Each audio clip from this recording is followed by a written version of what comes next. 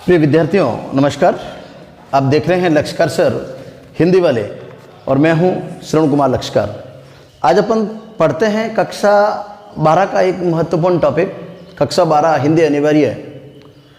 और हिंदी अनिवार्य में पाठ नंबर 10 भय, और इस पाठ के लेखक हैं आचार्य रामचंद्र शुक्ल। आचार्य रामचंद्र शुक्ल जिन्होंने इस पाठ की रचना की है, ये एक निबंध पाठ है। और रामचंद्र शुक्ल के बारे में इनका जीवन परिचय अपन ने अलग से देख लिया है, तो इनके जीवन परिचय को पढ़ने के लिए आप हमारा पिछला वीडियो आप जरूर देखें, जिसमें आपको आदरणीय शुक्ल जी का जीवन परिचय मिल जाएगा। आइए अब हम देखते हैं आज का नया पाठ भय। भय ये एक निबंधात्मक पाठ है, एक निबंध है जो आदरणीय शुक्ल जी के निबंध संग्रह चिंतामणि उससे लिया गया है। अब से जो पहले अपन जो पाठ पढ़ा करते थे, जो पद्य पाठ होते थे जिनको गाया जाता था, उसको पढ़ाने का एक अलग तरीका होता है। उसको पढ़ाने के लिए अपन उसको साथ साथ गाते थे, रसास्वादन करते थे और उसमें छंद अलंकार बताते हुए अपन इसका सरलार्थ और भावार्थ करते थे। किंतु ये जो निबंधात्मक पाठ है, गद्य के जो पाठ है, ये थोड़े से उनकी अपेक्षा नीरस होते हैं, इनमें थोड़ा आनंद कम आता है। इसको जब अपन बार बार पढ़ते हैं तो पढ़ते पढ़ते कई बार झुंझलाहट आती है कि यार ये क्या लिख दिया, क्या है। तो आइए अपन इसको थोड़ा एक नए तरीके से मैं इसको अपन पाठ को समझते हैं। सबसे पहले आप सभी विद्यार्थियों से निवेदन है कि इस पाठ को एक बार आप घर पर एक बार पूरा पढ़ें, एकांत में पढ़ें, समझें, और जहाँ कहीं भी आपको लगता है कि इंपॉर्टेंट है, इसको थोड़ा सा सीसा पेंसिल से अंडरलाइन करें और उसके बाद में इस वीडियो को आप देखना शुरू करें। मैं इस पाठ से संबंधित कुछ मोटी मोटी बातें, कुछ महत्वपूर्ण बातें, यानी उस पूरे निबंध को मैं एक समझाने का प्रयास करूंगा, जिसके बाद में उस निबंध का जो मूल भाव है, निबंध की जो मूल बातें हैं, उसका जो सार है आपको एकदम समझ में आ जाएगा। और उसके बाद में पुनः जब आप पढ़ेंगे तो आपको एकदम आनंद आएगा और एक बार में आपका ये टॉपिक, आपका ये पाठ तैयार हो जाएगा। गारंटी है, एक बार में आप इसको बहुत अच्छी तरीके से तैयार कर सकते हैं। आइए अपन शुरू करते हैं भय। अब भय के बारे में जब अपन बात करते हैं तो भय सभी को लगता है। आप लोगों ने देखा होगा, भय लगता है आप लोगों को, सभी को भय लगता है। कई बार रात का समय और माताजी अपन को कह देते हैं कि जा ऊपर जाके जो कपड़े सूख रहे हैं वो लेके आ, अंधेरा है रात को 9 बजे। नहीं नहीं नहीं नहीं, मैं नहीं जाऊंगा, मैं नहीं, ऊपर मैं नहीं जाऊंगा। क्यों नहीं जाएगा भाई? क्या लग रहा है? भय लग रहा है। नदी आ रही है, पानी बह रहा है, अरे आगे मत जाना, आगे मत जाना, आगे मत जाना। क्यों? भय। क्या लग रहा है? भय लग रहा है। कई बार अपन घूमने जाते हैं, खंडर हवेलियां, बिल्कुल सूना मकान है, तो अपन वहां जाते हैं, देखते हैं, और यदि अपन को कहे कि कोई अकेला जाके आए वहां पर, तो अपनी वहां जाने की हिम्मत नहीं होती। क्यों? क्या लगता है? भय लगता है। एक अज्ञात भय कि इसके अंदर क्या होगा, कोई भूत होगा या और कुछ होगा। ये क्या है? भय है। इसी प्रकार गुरुजी कक्षा के अंदर पढ़ा रहे हैं, गुरुजी सवाल पूछ रहे हैं, जिसको आता है हाथ खड़े करें। अब आपको आ रहा है फिर भी आप, क्या है? भय है। आपके मन में एक बात बैठी हुई है कि यार मुझे नहीं आता, कहीं गलत हो गया तो ये सारी चीजें इस प्रकार की। एक व्यापारी होता है, एक व्यापारी होता है, उसके अंदर जब कई बार नया व्यापार करने की बात आती है तो नया व्यापार करने में वो हिम्मत नहीं जुटा पाता। नहीं अपन ये नहीं करना, नुकसान लग जाला। किसान होता है, फसल अच्छी है, किंतु जैसे ही देखेगा बादल आ गए और उसको कई बार भय लगता है, डर लगता है। क्यों? फसल पकी पकाई खराब हो जाएगी। तो कहने का मतलब यह है कि इस प्रकार की स्थितियां एक मनोदशा होती है, ये एक मनोविकार है, मन में समझने योग्य चीजें हैं। इस दशा को जब व्यक्ति के अंदर इस प्रकार की भावना हो जाती है कि मेरा नुकसान हो जाएगा, मुझे कष्ट होगा, मुझे दर्द होगा, मुझे तकलीफ होगी, हुआ नहीं है, होगी। एक भावी तकलीफ, भावी कष्ट, भावी तकलीफ भविष्य में होने वाली, हुए नहीं हुए वो अलग चीज है। पर भावी इस प्रकार की जो भावना मन के अंदर जब होती है, किसी भावी आपदा की भावना या दुख के कारण, भावी तकलीफ आ रही है, आपदा आ रही है, भूत है, खा जाएगा, लग जाएगी, साइकिल चला रहा है, अरे सड़क में आगे मत जा, गिर जाएगा, अरे सामने गाड़ी आ रही है। कई बार अपन ड्राइवर के पास बैठे थे, कार में बैठे हैं, ड्राइवर के पास बैठे हैं, ड्राइवर बेचारा आराम से चला रहा है, अरे धीरे चला भाई, धीरे चला, धीरे चला, देख कभी गिरा देता। ये क्या है? भय है। तो इस प्रकार की स्थिति को अपन कहते हैं, इस प्रकार की मनोदशा को भय कहते हैं, जो हुआ नहीं है, भावी कष्ट, हानि, दुख आने की, भावी कष्ट, दुख, हानि हो सकता है, इस प्रकार को अपन महसूस कर सकते हैं उसके कारण को, और महसूस करने का जो मनोभाव मन में उत्पन्न होता है, इसी को अपन भय कहते हैं। आइए इसको परिभाषा में बांधते हैं। किसी भावी आपदा की भावना या दुख के कारण सामने आने पर, यानी उसका कारण सामने आ गया और गाड़ी तेज चल रही है, आगे कुत्ता बैठा है, घर में कोई नहीं है, लाइटें गई हुई है, खेत में जा रहे हैं और अचानक कहीं से पत्ता हिल गया, पीछे से खड़खड़ाहट आ गई, एकदम अपन चौंक जाते हैं, डर जाते हैं। तो ये जो कारण सामने आते हैं, तो आवेगपूर्ण मनोविकार उत्पन्न होते हैं, मन के अंदर मनोविकार, आवेग उत्पन्न होता है, रोंगटे खड़े हो जाते हैं, इसे भय कहते हैं, इसे भय कहते हैं। तो पहली चीज इसके अंदर, इस पाठ के अंदर कैसा भी सवाल आए, भय की परिभाषा आपको याद करनी है। अर्थात दुख या हानि का आभास होते ही भय उत्पन्न होता है, दुख या हानि का आभास मन में उत्पन्न होते ही भय उत्पन्न होता है। भय अपन देखते हैं, भय दो प्रकार का होता है। भय को यदि अपन बांटे, कितने प्रकार का होता है? दो प्रकार का, एक साध्य और दूसरा असाध्य। साध्य और दूसरा असाध्य। साध्य जिसको साध सकते हैं, जिसको अपन हिम्मत जुटाकर कम कर सकते हैं, जिस भय को अपन दूर कर सकते हैं, यानी जिसको हटाना, उस भय को कम करना, उस भय से पार पाना हमारे बस में हो, वो क्या है? साध्य। जैसे गाड़ी चल रही है, डर लग रहा है, धीरे चला भाई, और उसने धीरे कर दी, अपना भय कम हो गया। हुआ कि नहीं हुआ? जंगल में जा रहे हैं अपन, अचानक शेर मिल गया। अचानक क्या मिल गया? दूर से क्या आ गई? शेर की आवाज आ रही है, शेर की आवाज आ रही है, अपन को मालूम पड़ गया शेर, भय लग रहा है। तुरंत क्या करेंगे? पेड़ के ऊपर चढ़ गया, बुद्धि है उसके अंदर, किसके ऊपर चढ़ गया? पेड़ के ऊपर चढ़ गया, भय कम हो गया। अब ठीक है, भय कम हो गया। सर ने सवाल पूछा, भय लग रहा है, मार देंगे। सर ने पास आकर पीठ थपथपाई। सर ने पास आकर क्या थपथपाई? पीठ थपथपाई। इधर बेटा, इधर इधर इधर इधर। सर ने पास आकर पीठ थपथपाई, और तुमने बिल्कुल सही बता दिया। जैसे ही सही बता दिया, भय चला गया। बैठिए। तो क्या चला गया? भय खत्म हो गया। तो इस प्रकार का भय जिसको कम किया जा सकता है, जिसको कम किया जा सकता है। जैसे कहते हैं उस हवेली के अंदर भूत है भाई, उधर मत जाना, भूत है।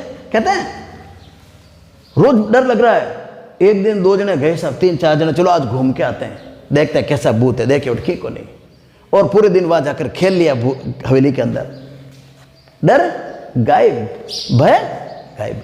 तो ऐसा भय जिसको अपनी मेहनत से, अपनी शिक्षा से, अपने बल से, चाहे शारीरिक बल हो, चाहे बुद्धि बल हो, चाहे अपने विवेक से, कैसे भी अपन इसको भय को जब दूर कर सकते हैं, वो क्या कहलाता है?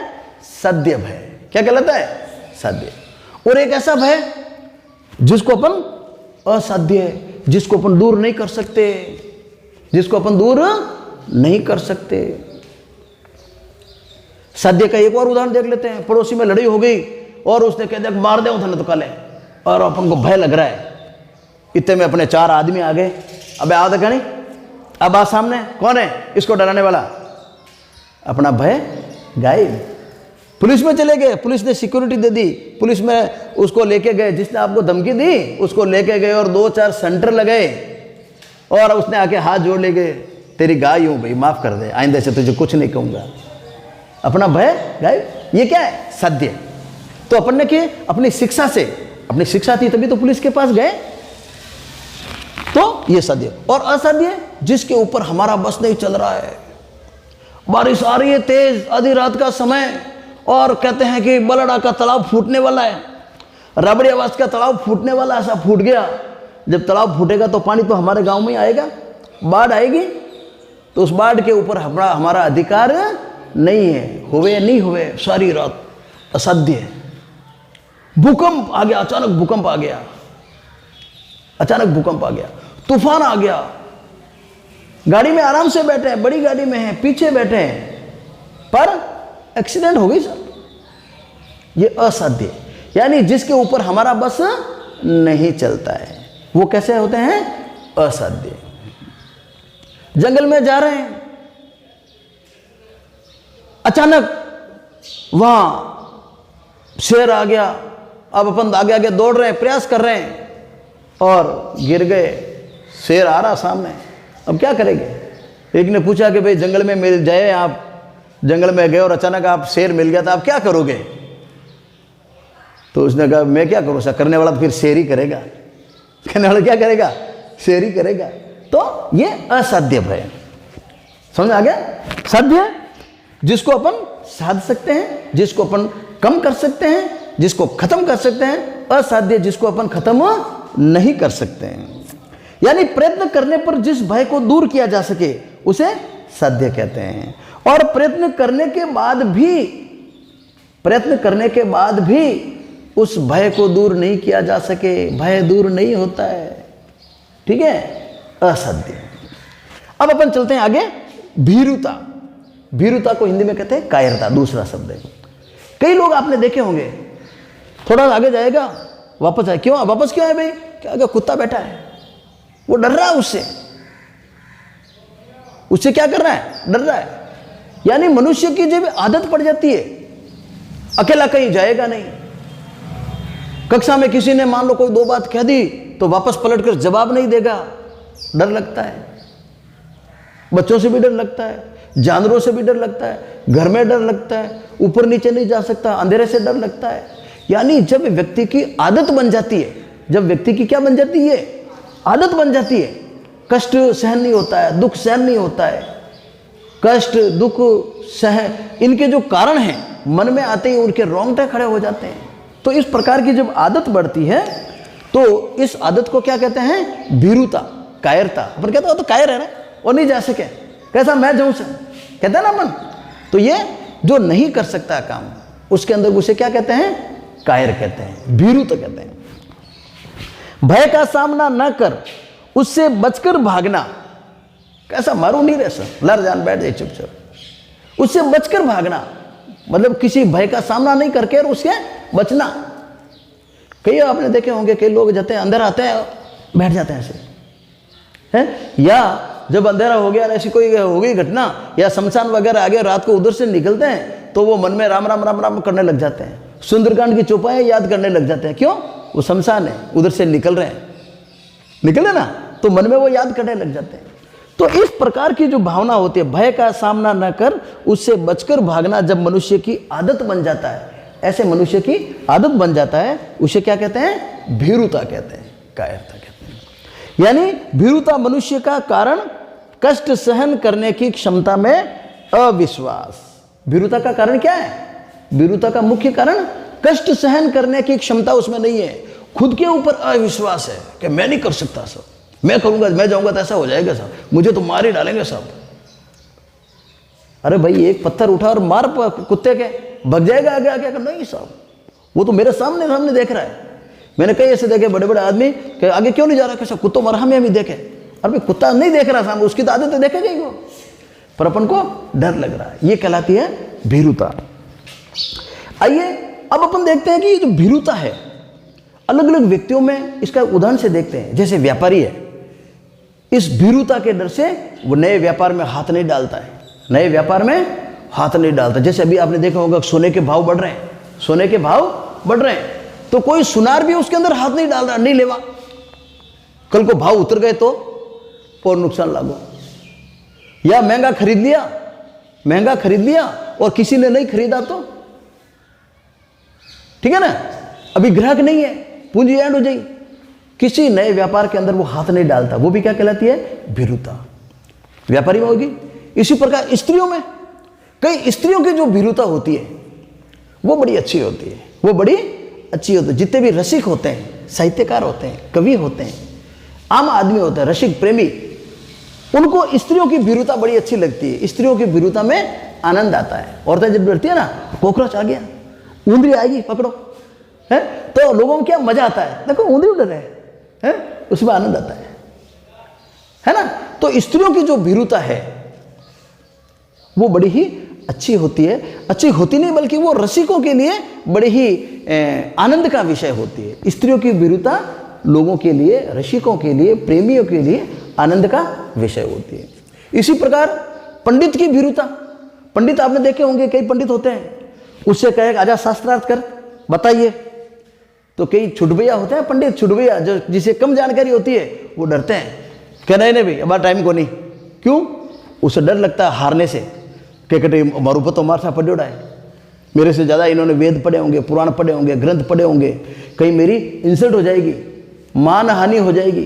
तो अपनी मान हानि के डर से, किसके डर से, मान हानि के डर से वो पंडित भीरू बन जाते हैं, काहिर बन जाते हैं। वो कह नहीं ठीक है आपका जो सही है सर मान लो मैं तो, ठीक है नहीं। तो ऐसे पंडितों में भी भीरुता होती है। विद्यार्थियों में भीरुता क्यों होती है, अभी बताया था मैंने, सवाल आ रहा है आपको, सर कह रहे हैं जिसको आता है हाथ खड़े करो, और आप नीचे मुंह करके बैठ जाते हो, क्यों, खुद के ऊपर विश्वास नहीं है, खुद के ऊपर विश्वास नहीं है, और इंसल्ट हो जाएगी क्लास के अंदर, बेइज्जती हो जाएगी, सर पनिशमेंट दे देंगे, ये डर, जबकि आपको सही आ रहा है, जबकि आपके सही आ रहा है। तो बेइज्जती के डर से वो कक्षा के अंदर विद्यार्थी भी भीरू बन जाते हैं। तो अपन को भीरू नहीं बनना है। तो ये कुछ था भीरुता। तो भीरुता जो है आचार्य शुक्ल जी, इन्होंने भीरुता को पुरुषों का एक दुर्गुण माना है। पुरुषों का क्या है, दुर्गुण, भीरुता पुरुषों का दुर्गुण है, ये पुरुषों का दुर्गुण है, ये मतलब पुरुषों की बुराई है। तो भीरुता होनी चाहिए कि नहीं होनी चाहिए, भीरुता नहीं होनी चाहिए, बहादुर बनना चाहिए, वीर। अब चलते हैं अपन आगे, इस भय के परिणाम क्या होते हैं, इस भय के परिणाम क्या होते हैं। इस भय के परिणाम अपन देखते हैं समाज के अंदर। तो आप लोगों ने देखा होगा इस भय के कारण, इस भय के कारण क्या होता है कि अपना जो समाज है धीरे धीरे विकसित हो रहा है, प्रगतिशील है, विकासशील है समाज है। तो चाहे अपन कितना भी विकास कर लें, कितनी भी प्रगति कर लें, कितना भी अपन पढ़ लिख जाएं, पर पूरी तरह से इस भय को समाप्त नहीं किया जा सकता। इस भय का स्थायी समाधान नहीं है। अच्छा कितना ही पढ़ेंगे, डर तो लगता नहीं लगता है। तो ये जो भय है, इस भय को यदि अपन दूसरे शब्दों में कहें कि भय जो होता है, जो असभ्य जातियां होती है, जो जंगली जातियां होती है, जो अशिक्षित हैं, कम पढ़े लिखे हैं, उनमें भय ज्यादा होता है। उनमें भय कैसा होता है, उनमें भय ज्यादा होता है। असभ्य, जंगली, अशिक्षित, उनमें भय ज्यादा होगा। तो जैसे जैसे उनको भय लगेगा, तो आदमी को जब भय लगता है तो क्या करता है बताओ, हाथ जोड़ता है। भय लगता है तो क्या करता है, हाथ जोड़ता है, अरे भाई अब नहीं करूंगा, माफ कर दे, यही करता है। तो भय जब मनुष्य को लगता है, अशिक्षितों को लगता है, जंगली आदमियों को लगता है, तो वो क्या करते हैं, हाथ जोड़ते हैं और उनकी पूजा करने लग जाते हैं। जिससे भय लगता है उसकी क्या करने लग जाते हैं, पूजा करने लग जाते हैं। जिससे भी डर लगता है, भय लगता है, उसकी पूजा करने लग जाते हैं। इसी प्रकार भय करवाने वाले, यानी जिससे हमें डर लगता है, धीरे धीरे इस प्रकार हमारे देवताओं की उत्पत्ति हो गई, देवता बढ़ गए, पूजनीय लोग बढ़ने लग गए। ये पूजनीय लोग और देवता कैसे बने, इसी प्रकार बने, भय के कारण बने। इनको कोई सृष्टि में कोई ऊपर से अंतरिक्ष से भेजा नहीं किसी ने, हमारे भय ने, अंतर मन के भय ने उनको देवता बना दिया। देखिए अब एक उदाहरण से अपन देखते हैं, किताब में नहीं है फिर भी इसको आप समझें, भय को समझेंगे अपन। मनुष्य था, सबसे पहले आदि मानव जंगलों में रहता था। अचानक एक दिन आग लग गई, अचानक एक दिन पत्थर से पत्थर टकरा कर आग लग गई, काफी नुकसान हो गया, डरने लगा, आग से जलने लगे। तो लोगों ने आग को हाथ जोड़ना शुरू कर दिया, आग को क्या करना शुरू कर दिया, हाथ जोड़ना शुरू कर दिया। आज अपन अग्नि को देवता मानते हैं, क्या भाई अग्नि देवता है, क्यों, उससे क्या लग रहा है, भय लग रहा है। पानी, कई बार तूफान आ गया, प्रलय मच गई, बहुत तेज नदी आ गई, बह गया, नुकसान हो गया, हमने जल को देवता मानना शुरू कर दिया। जल को क्या मानना शुरू कर दिया? देवता मानना शुरू कर दिया। वरुण देवता मानना शुरू। नदी आती है तेज, अरे चुनरी उड़ाओ भाई नदी को। एक्चुअल में क्या हमारा भय है, वो एक्चुअल में क्या है? भय है वास्तव में। तो जल देवता मानना शुरू कर दिया। वायु बहुत तेजी से तूफान आ रहा, छप्पर के छप्पर उड़ा लिए, घर उड़ा दिए, पतरे उड़ा दिए, जो भी था सब कुछ नष्ट हो गया। हे पवन देवता, पवन पुत्र हनुमान की जय। हमने उनको भी एक पवन को भी देवता मान लिया। सूर्य जलाता है, सूर्य क्या कहता है हमें? जलाता है, तेज गर्मी, हे देवता अब थोड़ा ठंडो पड़ता, अब थोड़ी गर्मी कम पड़ जाए। सूर्य को हमने देवता मानना शुरू कर दिया। अच्छा, इसको दूसरे रूप में यूं भी कह देंगे, ये अग्नि हमें भोजन को पकाती है, हमें कुछ न कुछ देती है। जो देने वालों को भी अपन क्या करते हैं? देवता मानते हैं। देने वालों को भी क्या मानते हैं? देवता मानते हैं। सूर्य से हमारी सर्दी गर्मी की वर्षा की ऋतुएं बनती है, फसलें पकती है, ठीक है ना, मौसमी तंत्र बनता है सूर्य से, इसलिए भी हम सूर्य को देवता मानते हैं। उसे डर भी लगता है और देवता भी मानते हैं। इसी प्रकार आपने देखा होगा, जितने भी लोग हमें डराते हैं, जंगल में रहते थे, अचानक शेर आ गया, शेर ने हमला किया, हमने शेर को देवता मान लिया। और माता जी की सवारी है भाई, किसकी सवारी है? माता जी की सवारी है, और हमने शेर को देवता मान लिया। और क्या शेर ने नहीं मारना, मरा कहीं, मरी को नहीं, वो तो आप मरे भी को नहीं। थोड़े दिन बाद में कहीं सांप दिख गया, जंगल में रहते थे, सांप काट गया, सांप देवता, गोगो जी महाराज की जय। सांप को अपन ने देवता मान लिया। कभी जो भैंसा होता है, भैंसे से कोई रात को डर गया, क्योंकि भैंसा तो वैसे ही काला होता है, और आपने देखा होगा रात को उसकी आंखें चमकती है।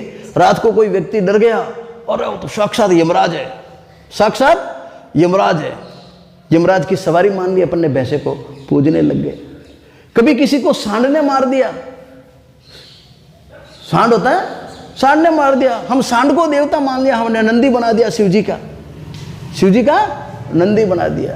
तो कहने का मतलब है कि इस प्रकार ये देवता बनते गए। कुछ लोग कुत्ते से डरते थे, कुत्ते को भी देवता मान लिया कि भेरू जी का सवारी है भाई, भेरू जी की सवारी है कुत्ता, कुत्ते को अपन ने देवता मान लिया। कुत्ते को भी पूजा करने लग गए। शीतला माता के होते हैं ना, शीतला माता की शीतलाष्टमी होती है, उस दिन उसकी भी पूजा की जाती है। भेरू जी की सवारी मानी जाती है। तो कहने का मतलब है कि इस प्रकार ये सारे देवता बनते गए। तो देवता किससे बने? हमारे डर के कारण। किसके कारण बने? हमारे डर के कारण देवता बन गए। अब अपन देखते हैं कि आधुनिक भय कौन कौन से हैं, वर्तमान समय में भय कौन कौन से हैं। अपन ने देखा कि जैसे जैसे शिक्षा बढ़ी है, जैसे जैसे शिक्षा व्यवस्था बढ़ी है, पहले लोग अनपढ़ थे, जंगलों में रहते थे, आज लोग शिक्षित होने लग गए, गाँव में रहने लग गए, शहरों में रहने लग गए, तो उनका डर धीरे धीरे खत्म हो गया। तो पर आज भी कई डर ऐसे हैं जो आज भी हमें डराते हैं। तो अब तक अपन ने देख लिया, अब तक जो भय था हमें, भूतों का भय था, समाप्त हो गया। आजकल भूत प्रेत वगैरह बहुत कम होते हैं। पशुओं का भय, वो भी धीरे धीरे समाप्त हो गया, क्योंकि हमारे पास क्योंकि जंगलों के लिए, पशु के लिए अपन ने अलग से व्यवस्था कर दी, उनके लिए अलग जंगल को सुरक्षित अपन रखने लग गए। तो पशु अब जंगल छोड़कर गांव में नहीं आते हैं, शहरों में नहीं आते हैं। पहले चूंकि हम भी जंगलों में रहते थे तो पशुओं का डर था, पहले भूतों का डर था। आप देखिए कि एक बात और बताऊं मैं आपको, जिन चीज़ों से हमें डर लगता है, जैसे अपन ने घरों के अंदर कोई अकाल मौत हो गई, मृत्यु हो गई, तो अपन ने उनको पितर मान लिया, अपन ने उनको क्या मान लिया, और उनको देवता मान लिया, और हम उनकी पूजा करने लग गए। क्योंकि शहरों में इस प्रकार की व्यवस्था नहीं होती क्या? शहरों में लोग नहीं मरते हैं क्या? वहाँ के पितर कहाँ गए फिर? वहाँ के कहाँ गए? पर वहाँ पर क्या है? शिक्षा है, तो लोग उनको समझते हैं, उनका भय जाता रहता है। तो भूतों का डर अपने समाप्त हो गया, शिक्षा आने से भूतों का समाप्त, और पशुओं का डर भी जो था वो लगभग समाप्त हो गया। आज अपन गाँव के अंदर अपन को ये नहीं कि रात को शेर आ जाएगा, हमें डर नहीं लगता है, या चीता आ जाएगा, डर नहीं लगता है। कुत्ते का भी डर नहीं, क्योंकि हमारे घरों में दरवाजे हो गए। पहले तो दरवाजे भी नहीं थे, मकान भी नहीं थे, कच्चे मकान थे, बाड़े के अंदर रहते थे, बाड़ा डाक कर आ जाते थे जानवर, ठीक है ना, पहले डर थे। आजकल ये डर समाप्त हो गया। आज जो डर है सबसे बड़ा डर है मनुष्य का डर है। किसका डर है? मनुष्य मनुष्य से डरता है। आप जा रहे हो रास्ते में, किसी ने आपको धमकी दे दी, मार दूंगा, किसी ने कंठी लूट ली, आप कहीं खेत में गए, रास्ते के अंदर एक्सीडेंट होने का डर, और भाई वरना मत जीजिए, गाड़ियां घनी आवे, गाड़ियां ज़्यादा आती है, उधर मत जाना, गाड़ियों का एक्सीडेंट का डर। 5 दिन के लिए बाहर जा रहे हैं आप कहीं घूमने के लिए, घर के अंदर चोरी का डर। तो आज चोरी, डकैती, गुंडागर्दी, इसका डर है। आपने देखा होगा आजकल गांव के अंदर, अस्पताल में गए आप, मोटरसाइकिल चोरी हो गई, सब खेत में जा रहे हैं, कंठी तोड़ के ले गए सब। तो आजकल ये चोरी, डकैती, गुंडागर्दी, इसका डर। और इसके अतिरिक्त आजकल डर आपने देखा होगा कि लोग, आपके कहीं प्लॉट लिया हुआ पाली के अंदर, जोधपुर के अंदर प्लॉट है, और आपने जाकर 2-4 साल नहीं संभाला, लोगों ने उसके ऊपर कब्जा कर लिया, अवैध कब्जे का डर। लोगों ने जाली कागजात बना लिए, जाली दस्तावेज बना लिए, और अपना वो चीजें अपने ले चली गई। जाए या नहीं जाए, बाद में वापस भी आ जाएगी, पर कोर्ट कचहरी का चक्कर तो अनावश्यक, ये बिना मतलब का क्या है? डर है। आपके पास एटीएम है, बैंक में पैसे पड़े, लोग फर्जी एटीएम बनाने लग गए, एटीएम से फर्जी पैसा निकालने लग गए, ऑनलाइन ठगी होने लग गई। आजकल लोग आपको नंबर पूछते हैं, आपके एटीएम का नंबर बताना, भी बैंक से बोल रहा हूं, और अपन बिना सोचे समझे उसको सब कुछ बता देते हैं, अपना बैंक अकाउंट खाली। तो ये वर्तमान समय के अंदर इस प्रकार का भय बहुत ज़्यादा हो गया है। ऑनलाइन ठगी का डर हो गया है, गुंडागर्दी, लूट मार। इसके अलावा शहरों के अंदर सांप्रदायिक दंगों का डर, कब दंगे हो जाए, कब लड़ाई झगड़े हो जाए, इसका बहुत ज़्यादा अंतर्राष्ट्रीय डर लगने लग गया आजकल। 2 देशों के बीच में, जैसे अभी भारत और पाकिस्तान के बीच में, और भारत और चीन के बीच में एक अभी टेंशन चल रहा है, दोनों के बीच में तनाव चल रहा है, कब लड़ाई हो जाए, ये भी एक प्रकार का भय। तो ये आधुनिक भय हैं। तो ये भय रहेंगे, और जब जब सृष्टि रहेगी, जब तक सृष्टि रहेगी, जब तक मनुष्य जाति रहेगी, ये भय ऐसे ही चलेगा। पर हम अपने बल बुद्धि से, बुद्धि से, ज्ञान बल से, हृदय बल से, विवेक से हम इस भय को दूर कर सकते हैं, और अपना जो नुकसान है वो कम से कम कर सकते हैं। ऑनलाइन ठगी होती है, आप देखते हो, सरकार आपको कितना समझाती है, अखबारों में विज्ञापन आते हैं, व्हाट्सएप पर आते हैं, फेसबुक पे आते हैं, कि आप किसी को अपनी कोड वर्ड, किसी को जो आपके जो नंबर आते हैं, गोपनीय नंबर आते हैं ना, आपको क्या कहते हैं उसको, ओटीपी नंबर, वो ओटीपी नंबर नहीं बताएं, पूछे तो भी नहीं बताएं, बात ही नहीं करें, बैंक कभी आपसे नहीं मांगता। तो आप सभी इस पाठ को यहाँ पर रखने का, आपके कोर्स में रखने का मूल उद्देश्य यही है कि हम भयभीत न हो, और जिस किसी से भय लगे तो हम उसका समाधान करें, हम खुद सजग रहें, लोगों को सजग रहें। तो ये था पाठ भय, जिसके लेखक थे आचार्य रामचंद्र शुक्ल। आप सभी विद्यार्थी इस पाठ को एक बार दोबारा पढ़ें, 2 बार पढ़ें, और इन चीज़ों को समझते हुए आप इसके कुछ नोट्स बना लें और इस पाठ को तैयार करें। परीक्षा की दृष्टि से ये पाठ बड़ा ही महत्वपूर्ण है। इस पाठ में से कई बार आपके सब प्रसंग व्याख्या आती है, 4 लाइन दे दी और उसकी सब प्रसंग व्याख्या। तो भय शब्द आते ही आपको मालूम पड़ जाएगा कि ये भय पाठ से है, और भय पाठ आते ही आपके दिमाग में आ जाना चाहिए आचार्य रामचंद्र शुक्ल जी का है। और उसके बाद में ये जो टॉपिक जो अपन ने देखा है, समझा है, उससे संबंध बनाते हुए पंक्तियों में जो चीज़ है उसको संदर्भ सहित आप उसकी व्याख्या करें, समझाएं, बताएं, लिखें। आप सभी का बहुत बहुत धन्यवाद। इस पाठ के अंत में कुछ प्रश्न हैं, उस प्रश्नों को भी आप करें। आप सभी का बहुत बहुत धन्यवाद। सभी विद्यार्थी, आप इस गद्य पाठों को कतई आप भारी नहीं समझें। लक्ष्यकार सर हिंदी वाले के साथ यदि आप चलेंगे तो आप देखेंगे कि आपका कोई पाठ हिंदी का भारी नहीं रहेगा। हर पाठ सरल, बहुत ही सरल तरीके से इसको समझा जाता है। चलते रहिए हमारे साथ, देखते रहिए लक्ष्यकार सर हिंदी वाले। आप सभी का बहुत बहुत धन्यवाद। और यदि आपको लगता है कि ये वीडियो आपके लिए उपयोगी है, आपके साथियों के लिए उपयोगी हो सकता है, तो कृपया इसे लाइक और शेयर करें। आप सभी का बहुत बहुत धन्यवाद। जय हिंद, जय भारत।